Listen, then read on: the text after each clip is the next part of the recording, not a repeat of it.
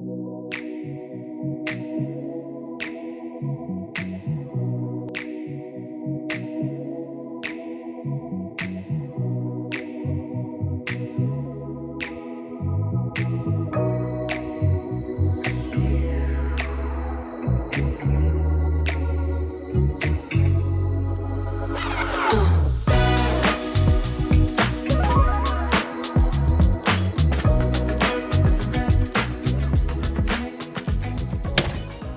that time of year again. It's starting to get cold and thinking about winterizing and getting ready for the winter.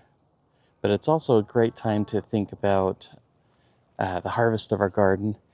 And the best way to use what we've harvested is with soups. They're easy to make, they're delicious, and they're also easy to make an excess of.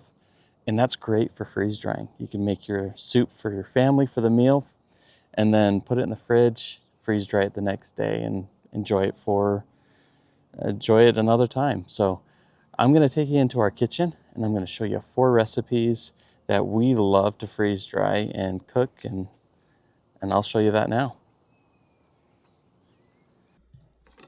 So starting off, we're going to do the Italian white soup. We're going to get 1 onion, we're going to peel it, and then we're going to dice it. After it's peeled, I like to cut it in half over the root ball. The reason for this is that it keeps the pieces intact as I'm dicing it.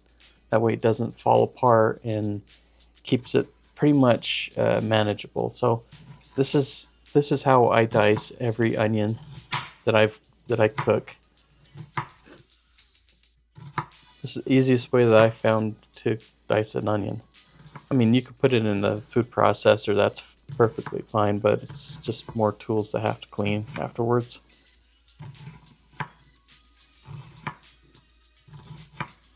So as I'm cutting it, I'm keeping track of where my fingers are, and when I get to the end, I just turn it on its side and put in a little bit more cuts and dice it up so that I can utilize as much of the onion as possible.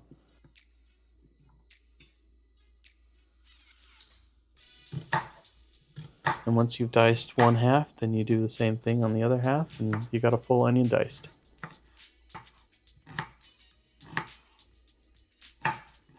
Next, we need 1 celery stick. What I do is pretty much the same concept. I don't cut it all the way through on the celery sticks. I just kind of slice it up, keeping them intact, and as they get thinner up the celery stick, and then as I'm dicing it, they just are diced into small pieces, and it just stays intact. Next, we'll need to start cooking, and you need 1 to 2 tablespoons of olive oil in a big pot. And once it's up to temperature, add your vegetables and cook between 5 and 8 minutes. We want the vegetables to be translucent and tender before we continue. Once we get to that point, I put a little spot in the middle, and then I add my 1 to 2 cloves of garlic. Garlic will cook pretty fast and will burn, so put it in last. So after 30 seconds to a minute of cooking, we're going to add our beans to the soup. These are cannellini beans, and they're pretty mild and perfect for this soup. So we're just going to heat them up fairly quick. And then we're going to add in 2 cups of chicken stock, 2 cups of water, and 1/4 teaspoon of dried thyme. We're going to bring this to a boil and then let simmer for 30 minutes. After it's simmered for 30 minutes, we want to use a slotted spoon and scoop out about 2 cups of the beans and the vegetables, and then blend with an immersion blender. After it's silky and smooth, we add the vegetables and beans back in, and then we add in a bunch of fresh spinach. This is roughly cut. As they cook, they will wilt down.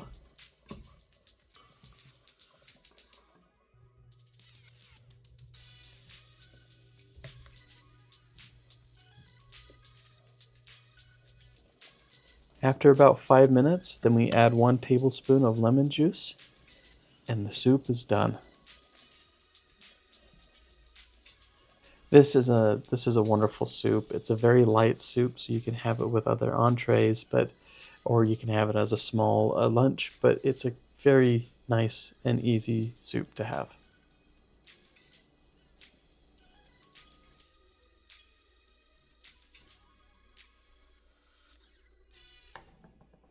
For the full ingredient list, go ahead and pause here.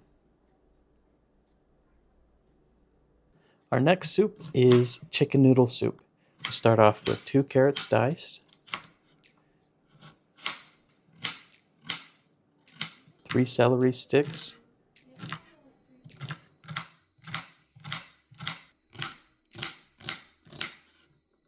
and then 1 whole onion.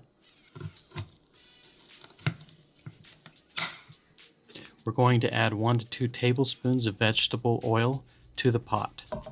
And then add all our vegetables. We're going to cook for about 10 minutes. Make sure that they're translucent. If you see that you're starting to burn at the bottom, you can add a little bit of oil or water in this case to keep the bottom from burning and from the vegetables from sticking. Once our vegetables are cooked, we're going to add 2 to 4 cups of pre-cooked chicken. This can be from a rotisserie chicken, leftovers from another meal. Just make sure that it's not have extreme seasoning like taco seasoning or anything else that would change the flavor of the soup. And then next we're going to add 4 cups of chicken stock, making sure that we spill as much as we can on the stove top. We're going to add 3 to 4 bay leaves. We're going to stir this around, making sure that it's all incorporated, and let it simmer for about 30 minutes. After 30 minutes, we want to make sure that we retrieve all those bay leaves that we put in. And then we're going to add in 4 cups of dried egg noodles. And then we're going to let this cook for about 15-20 minutes. To help support me and my family in this channel, go ahead and hit that like button, leave a comment down below, or subscribe to the channel if you haven't already. By doing so, it helps others to find my channel and to see this video. Now this is a quick and easy chicken noodle soup. I've done a chicken noodle soup from scratch on my channel about a year ago. If you're interested in that, go ahead and click the link below, or I'm going to put a little card up here in the corner. From scratch is always better, but this is a quick and easy one. Next is Butternut Squash Soup, and this is a really good one. And if you're growing butternut squashes in your garden, this is a go-to. We're going to start off with 2 small butternut squashes that weigh roughly about 3 pounds, and we're going to peel them, remove the seeds and the rind in the middle, and then we're going to dice them up into about inch cubes. Put in 1 to 2 tablespoons of olive oil, and then we're going to cook 1 onion diced. And we're going to cook this for about 5 minutes. Halfway through cooking it until they're translucent and tender, we're going to add the butternut squash to the vegetables. We're going to stir this up, and we're going to cook it for the rest of the 5 minutes until those onions are tender.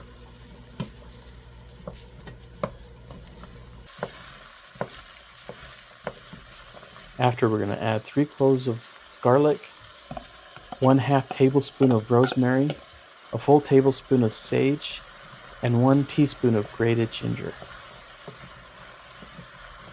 We're going to mix this around, making sure that they're incorporated with the vegetables, and then we're going to add 4 cups of vegetable stock.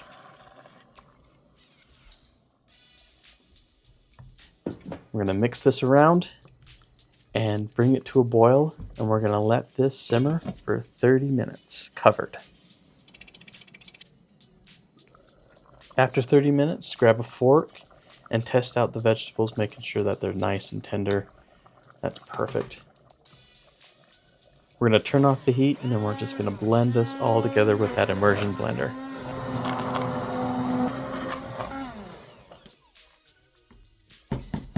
And once all the chunks are blended together, we're going to add 2 cups of heavy cream, mix it up, and then we're good to go.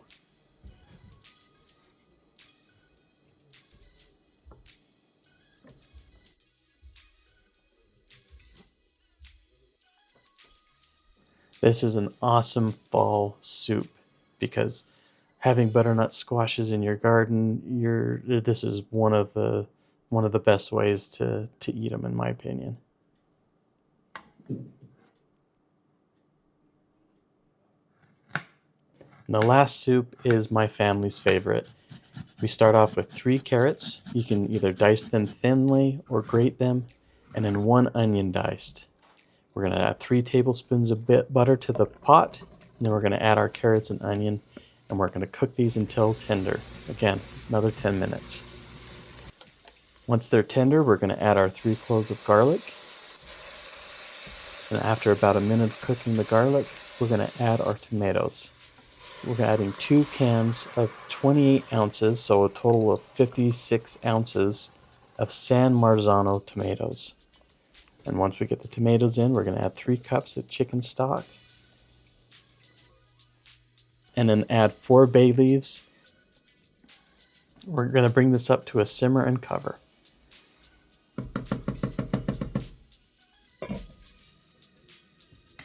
San Marzano is the tomatoes for this soup. And we're going to let it simmer for 45 minutes to an hour. After we're done, we're going to count those bay leaves and get them out. We're going to add a half a cup of basil. We're going to use our immersion blender again, and we're going to blend this to smooth consistency. Then we're going to add 2 to 3 cups of heavy cream and mix this well, and we are done.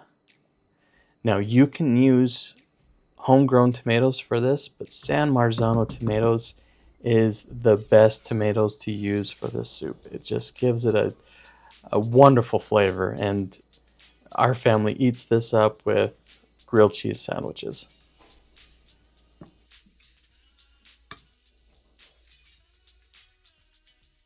You can go ahead and pause here to see the settings that I set for my freeze dryer, but freeze drying these soups is super easy.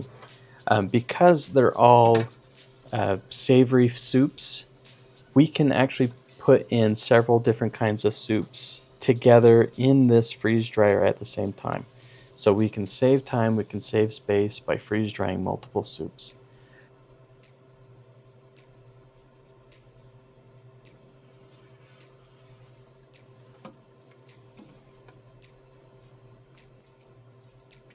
These cups I bought on Amazon, and they're quart cups, and they're deli rated cups. These are perfect because these cups full will fill up one of our small freeze-dried trays.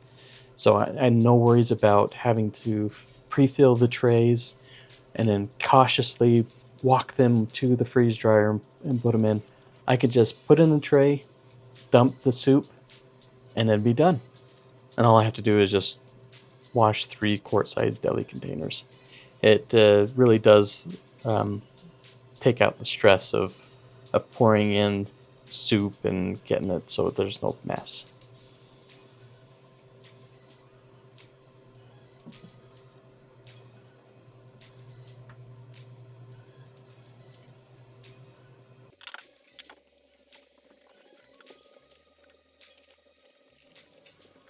So once they're freeze dried, it's all about packing. Now these soups I do put in half-quart Mylar bags. And I do this because half-quart is the perfect quantity for a single serving. So I'm going to fill up my bags, and then once I have them sealed and vacuum sealed, because they're in the Mylar bags, will last up to 25 years, and they will stay fresh. Freeze drying is a wonderful thing, and once they're reconstituted, they pretty much taste fresh like the day they were made. So I'm going to take my time and get these filled, and then once I have them filled, I'm going to use these oxygen absorbers, and I'm going to put in 2 per bag. Once I get them in the bag, then I use this Mylar bag sealer, and I seal it twice. I make sure that the tops are sealed. And that's all I have to do.